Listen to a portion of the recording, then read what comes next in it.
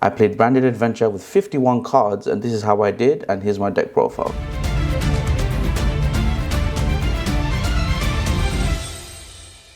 So in my build, I'm running 3 Aluba. The funny thing is, it conflicts a lot with Temple and Rights. Rights doesn't let you activate the effects of normal summon monsters. So if you can't do what, you have to do one or the other. You can't do both of them, right? So Aluba will always conflict. I just think the payoff is worth it, especially because I have Branded Opening. And I think Branded Opening is almost like the highlight of the deck, like the crazy part of the deck, right? It's just ridiculous what you can do. And also you can set up your grave as well. You can send cards like Tragedy and Chain to the grave. So, you know, this card really is, we won especially off Branded Opening. And I guess I should talk about the grave effect that Aluba has. It definitely came up, actually. It came up quite a lot. Yeah, I love that it has this effect. It's kind of like Sky Striker Rose. Really cool card. Just remember, you can only do 1 Aluba effect per turn. Next card I'm running is Despian Comedy. So I think in the very early builds of Branded, right, people were running this, but then people just took it out. Now, I've always liked this card. I've tried to put it in, and through my playtesting, I was not using it. I was using it. In the end, I decided to use it simply due to the fact that you can dodge Skill Drain, you can dodge Impel, you can dodge Veiler when you're resolving Lubellion or Albion. So having this card in the grave is really, really good. It also helps in the Mystic Mind matchup as well. And it's great against Sword Soul, actually. This card is insane against Sword Soul because your fusions will always resolve because you're attributing them.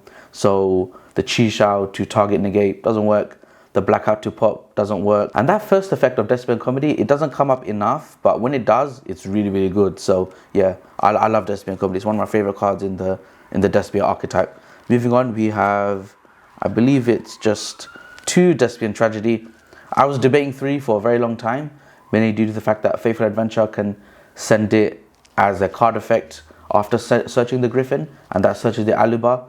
And there were weird lines where I would do that, and because I haven't activated Rights yet, I just had the Faithful, I would search like Temple or Griffin, discard Tragedy effect, search Aluba, and that felt really cool. And it's also a great way to maybe bait negation, but also it's a really good way to set up your Branded in red. This is actually the main target you add to hand with Branded in red after your, like, I guess OG combo that, you know, all Branded players do, is you have this little guy in the grave because you've used it to summon Lubellion. So Tragedy is like one of the best cards in the deck, and its grave effect. We have to talk about its grave effect. Some players still don't expect it, right? The effect to banish yourself to set a Branded spell or trap is insane because Branded Fusion is a normal spell, right? There's no drawback to setting it. You set it, you activate it, and you're off for the races. So yeah, Despian Tragedy is an incredible card. I would still be running at 2. In the Allure build, I would consider running at 3, but for me, I'm running at 2, and it was very helpful and it was very successful. It was just all around great card, staple card. Ad Libitum, I ran this at 1. By the time I resolved Ad Libitum, that usually meant I won the game. You'll notice that's my whole Despia line done. I didn't run Dramaturge, and I think in the Brave build, it just made it a little bit too bricky. You know, we run Griffin, Dramaturge, and Ad Libitum as our like level 7 or higher, and I've just seen too many hands where you draw 2 of any level 7 higher monsters, and it's just super awkward. Dramaturge is amazing though, one of my favorite Despia monsters, and at 3k attack it can push a lot of damage and people will never expect it. I actually think Dramaturge is one of the ways people OTK a lot with this deck, and not having it definitely impacted my ability to OTK people. But yeah, you know what, looking back, I would have liked to run it, but I just wanted to always have consistency, and Ad Libitum just gets the job done it's got more of a guarantee than Dramaturge. Moving on to Fallen of Albaz. If you send Titanic Clad to the grave to banish something with Mirror Jade, this Albaz will come on the end phase and fuse with whatever they have. And in most cases, in a Sword Soul matchup especially, they would have like a monk lying around on the field. Assuming they destroyed my Mirror Jade, you know, special Albaz at the end phase, fuse with their monk, and they're super salty because they just gave me a free Mirror Jade and they probably didn't expect it. So that was really cool. I love resolving Albaz every single time. I can see why people running at 3. Next card, the best engine in the deck. I love resolving Patchwork. Like, seeing people's faces when I activate Patchwork is hilarious because they don't know whether they should negate it or not. In the event, no one negated it, and when it resolved, it just meant I could bait negation and bring out a untargetable Chimera, which is a big problem for I think a lot of decks, and especially Sword Soul as well. They can't target it with Blackout, right? So you're free to just run over their Baron, You know, Chenging is a bit awkward, but running over the Baron with Chimera just feels great. So yeah, running 3 chain to get access to Patrick was really important. And having a dark target as well is really important, just for those random poly plays where maybe Albaz is in hand and you fuse with this little guy to get to Lubellion. Water Enchantress of the Temple. So running 3 Temple I think was the right call. Discarding this of Branded Opening is your best combo of the deck. It's kind of like the identity of the deck. If you draw phase, discard Temple, you're feeling good, like, you know, and you're going to have so much advantage. It's insane. So running through Temple was the right decision I felt for me. Next, of course, you need the Griffin. It's the Omni Negate. Unfortunately, there isn't much synergy with Griffin. It's an awkward stat line in terms of fusion materials, so it really is just a body sometimes. But, you know, having Griffin as like an insurance is just way too good in this meta when there's a lot of powerful spells and traps and things like that. So yeah, having Griffin is amazing. Okay, and then you can see here, I did mention I'm running cross out, so I'm running hand traps. But in my build, because I'm running 51 cards, you might have noticed, which is quite strange maybe, I'm running a lot of hand traps. I actually run, I believe it's 10 in the main deck, and I ran 3 Ash because I wasn't as confident in my Branded matchup. Obviously playing the deck, I respect the deck, so I know what's to come. So I wanted to make sure I have that out. My Ashes were amazing at Nats. I managed to negate so many Desires, Ashuna, Ecclesia, Sanguine to bring out Golden Lord. Oh, and I got to negate the regular search of the Fuel spell, which felt amazing as well. So, man, Ash is just, wow. Yeah, you have to play at 3. If you can play at 3, it's so good. Next one, Vela, DD Crow. These were mainly cross-out targets. Vela, I think I would have liked to run at 2, I'll be honest. DD Crow, I don't know. I know it has a big impact against the deck, but I just didn't respect it enough to run 2 of it. Yeah, you know what's funny is my cross-out never resolved by negating any DD Crows in the whole of Nats. So literally running this card was just a waste of space. And I never resolved it myself by, you know, activating it, which is really weird. The next hand trap, which I actually mained, is Nibiru. So my theory or my thought process was the optimized Allure build of Branded, which is winning and topping a lot of events, plays no hand traps because it's just got so much gas, right? No one will expect the Nib, like no one. And this resolved so much. So keeping Nib in the main, I really liked it. And what I found interesting was you can send Branded Fusion, you can send Albaz and actually Nibiru, right? You can send Albaz and Nibiru to summon Titaniclad at 4k. That's insane. That's ridiculous. You know, if it's a dead card in a matchup, again, summon Titaniclad, send this guy is really good. I'm actually really happy having Nibiru at 2. And whilst no one nibbed me during my combos and stuff, I think this card is so important in this format right now. We have Psy flying around and it's just really scary. You know, we had a Drytron player win the UK Nats actually, and having Nibiru would have been able to you know, rip apart his combo or just any combo deck in general in the meta right now. So yeah, Nibiru in the main. While some people think that's weird, I decided to run it. You know, having that surprise factor of so many hand traps is good because in that matchup of Sword, which I personally struggle with a lot, these come in clutch big time. So yeah, really happy about the monster lineup. But yeah, that's it for the monsters. I think we can move on to the spells and traps. My favorite card of the deck entirely was Branded Opening. Resolving this card felt amazing. You know, sending Chain, sending Tragedy, sending Comedy, but mainly sending Temple off of this card was insane. This card allowed me to play through and actually win games where people would set up this Cyflock, because Hawk's effect to tag out only works in the main phase. You can actually summon Mirror Jade in the draw phase, banish Hawk, and it's just crazy what this card can do. I can see why it got hit in OCG, I can't lie. But, you know, actually, side note, I hope it doesn't get hit in TCG. This card is just way too much fun to resolve. I wish it wasn't as expensive though. It sucks that budget players have to deal with not being able to, you know, get this card. Maybe, you know, £30 for a super rare. It's pretty ridiculous, let's be honest. But nonetheless, yeah, this card, you know, best card in the deck, my favorite card in the deck, guaranteed.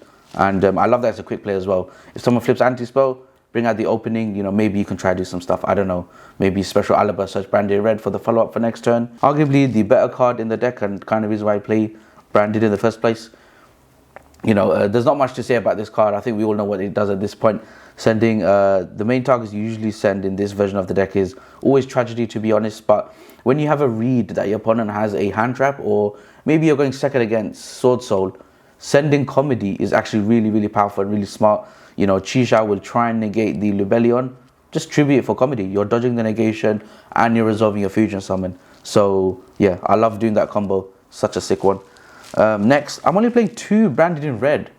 I think it's wrong to play 3 in this build. There were a lot of hands where I saw branded in red. This might be due to my own deck building theory, but there's too many hands where I saw 1 branded in red and no Despias for like a few turns. It was insane. It was driving me crazy. So I'm happy running this at 2. Again, I love this card. This card lets us play in the draw phase, break Hulk boards. You know, opening as well does the same thing. Lubellion does the same thing. Comedy helps do that as well. So Branded Red is just like that second bit. And you know, this is the card I think players are scared of because it lets us summon Chimera on the opponent's turn. Adding or using Ad Libitum as a material as well lets us bring back the Mirror Jade if we banish it as a material. You know, you have that whole chain link 1-2 thing going on. I love it so much. Like the interaction itself is so cool to resolve, and yeah, love that card. Cool. We move on to the singles. These are the one-offs in the deck, and yes, that is an instant fusion. You are not seeing the wrong card, despite a lot of, I guess, branded Predaplant players play this card, and that's what you might expect. Usually you summon the Ambuloides, which is a level 5 fusion. I actually ended up summoning, and I was trialing this out, right? Now, I'll be honest, I would never recommend adding cards into your main deck that you haven't tested enough, but I felt so confident in this strategy where we summon Millennium Eyes and we just say no to any hand trap that appears. I liked resolving it, and sometimes it really worked out like big time against this ABC player. So I was able to resolve Millennium Eyes Restrict and steal his Regulus, which is just sick, like it's crazy. So having Millennium Eyes on the field is good. And you know, one cool thing as well, which I touched on earlier, is when Mirror Jade on your turn 1 has to banish a monster, because all you want to do really is send Albion to grave to search Branded in red. If you play Instant Fusion as your first action, and then by the end phase you still have it there, remember your opponent sees the Millennium Eyes, they're scared to hand trap. Like, what's the point, right? Just banish it off of that Mirror Jade and keep your Alibi in the field. It's a nice little bit of I guess you could call it tech, I don't know. The next bit I ran was cross out. So I'm going to be honest, guys, I made a meta call that I would see a lot of branded, I would see a lot of brave decks running rampant. I played 0 branded matchups, 0. This card was not as live as it should have been, and it's really unfortunate because I really like this card and I want to use it more, but it's crazy. I played 0 branded, I played 0 Punk Synchro, I played different variants but not the Punk Synchro one. I played 0 Plant Link, you know, cards, decks that use Brave. So yeah, Crossout was a weird one. It always managed to stop the Ashes, so my Branded Fusion would resolve. But yeah, I didn't get to resolve it on like other cards, which was a shame because I would have really loved to do that. Okay, and then we move on to the Brave package. So yeah, looking back, I think I'll run Rights at 2. I just feel like I want to run it at 2. It's kind of hard to explain, but running it at 3 is weird because with opening, you want to pitch Temple, and like if you see too many Rights, it's just kind of conflicting for me personally. And when your Griffin resolves, or the Griffin dies, or like Dracoback dies, or your Faithful dies, because you know that's just Yu-Gi-Oh! It happens. Drawing the Rights just feels so pointless, and I don't want to see it. And it also makes you lose to anti-spell way more. So yeah, there's the Brave package, and then here we go. Frapha Patchwork. You activate this card and you look at your opponent's faces, their reaction is priceless. It's so funny because they don't know whether to negate this or not.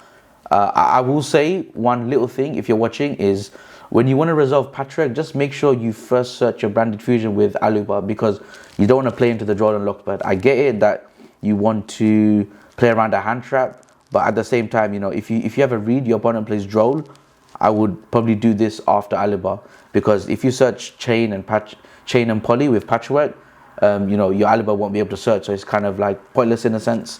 So that's my one thing I would just add. And then yeah, of course we have the 2 Poly, which you just search with it. Fairly standard. You really don't want to run 3. And yeah, that's the spells.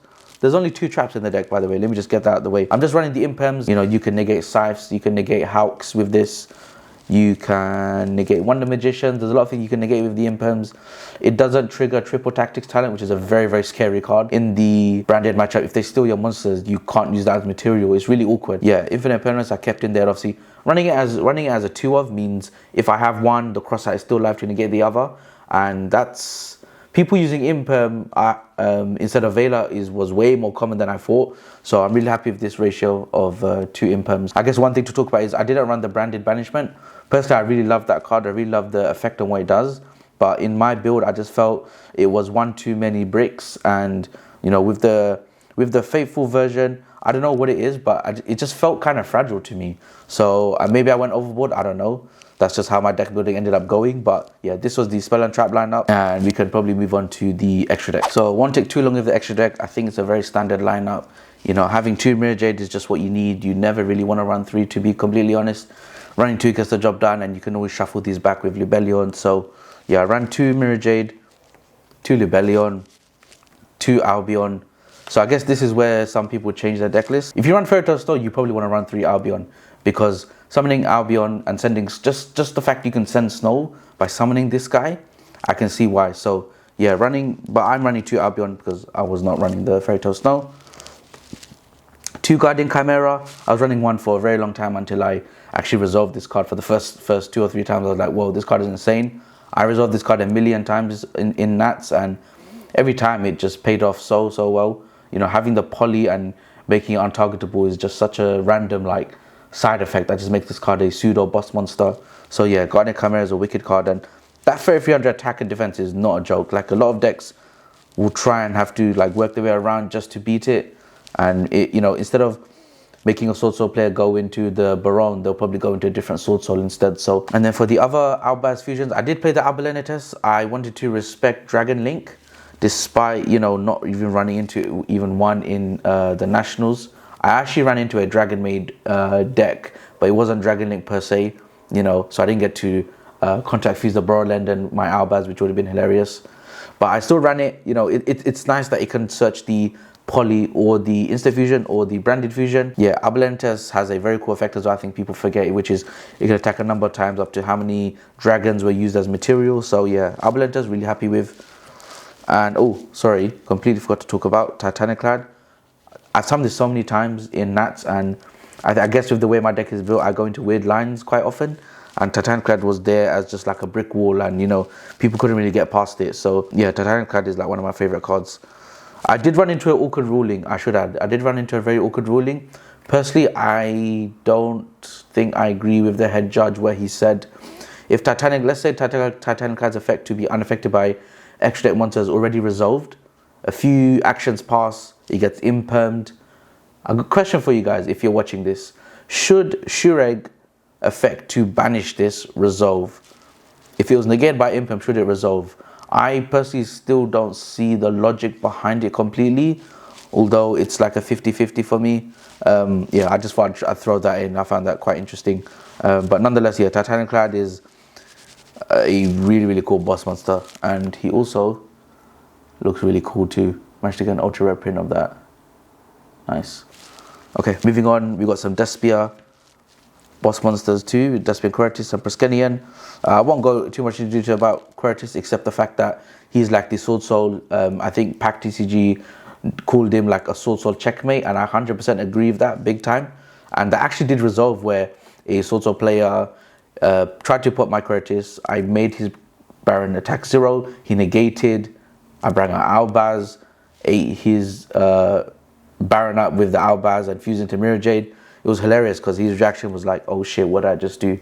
So yeah, Proskenion's amazing. Sorry, Quertus is amazing. Proskenion is like a game closer, although looking back, I personally would not run the Super Poly Proskenion package anymore, even though I really enjoy resolving this card. I just don't think it's the right meta for it.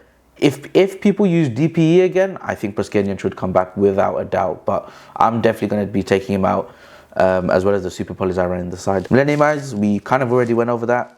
And then the last 2 cards, which, you know, Dragon's Stapler kind of feels like a Despia monster at this point. Running the 1 Masquerade is good. I didn't run 2, I just felt like I didn't need 2. And summoning 2, while, you know, some people can say it's like an FTK, because people are paying so much life points to resolve effects. It just felt very vulnerable because there's no disruption on the board with that. So yeah, that's that.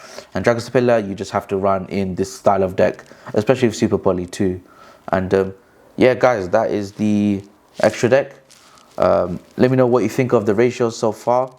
I think I've done things differently from like what a lot of, I guess, standard branded players use, but I find it to be quite successful. It's unfortunate that I had some strange matchups where I didn't get to show the full potential of the deck. Again, I played 0 branded players, and I was kind of hoping to play them. So yeah, just kind of sucks in that regard, but you know, we move on, we move on. All right, I'll go into the side deck now. Branded Fusion can send a Dark as material to summon Libellion.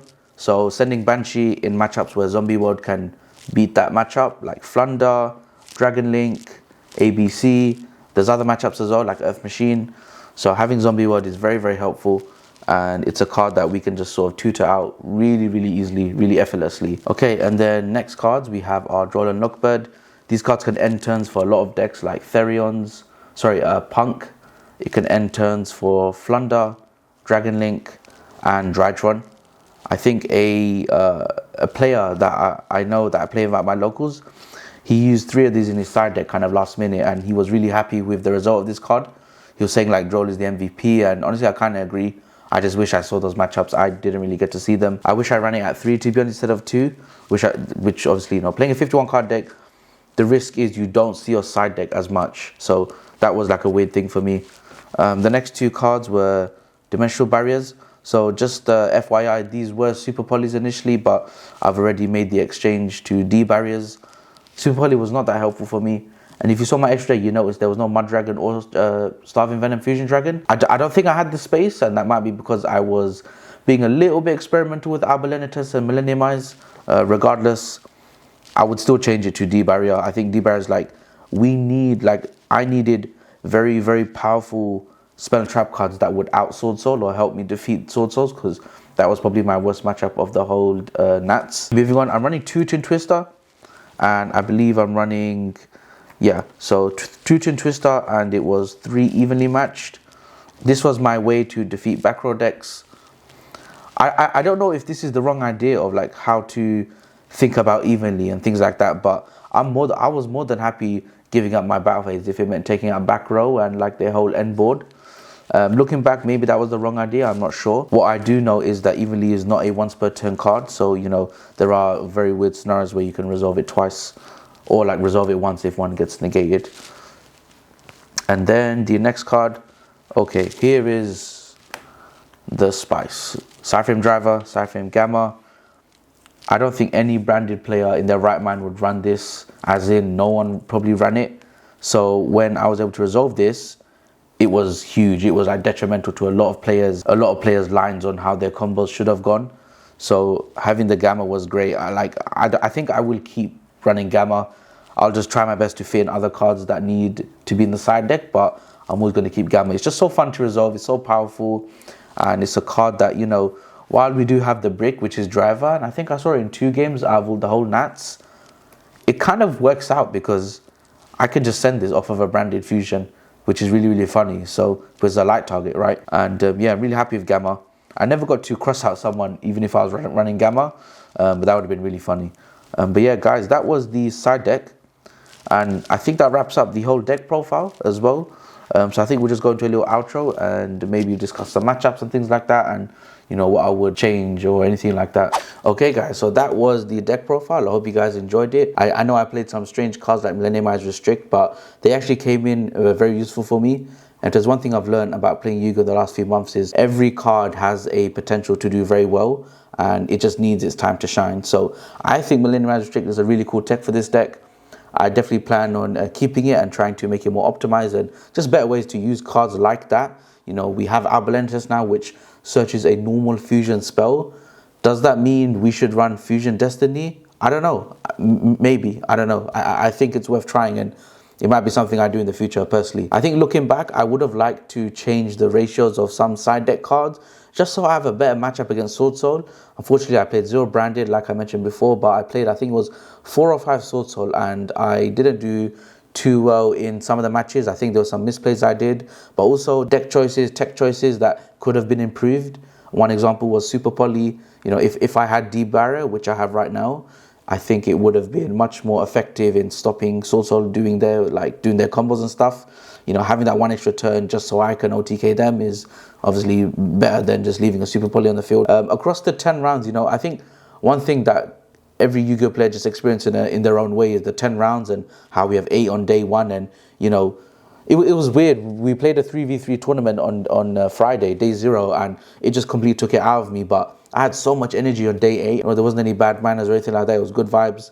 Had a lot of fun, and yeah, played some wicked Yu-Gi-Oh! I think day 2 was interesting for me. I played in a few side events, won a winner box. Unfortunately, did not win the winner mat, but that's fine. You know, got to also play my Dynamorphia deck. Just seeing the players that I meet at locals and having that banter back and forth, watching, you know, other friends win their finals was so hype. It was just like, it was amazing. It was amazing.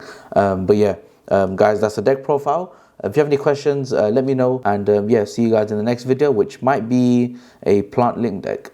#SaveTheTrees. Peace.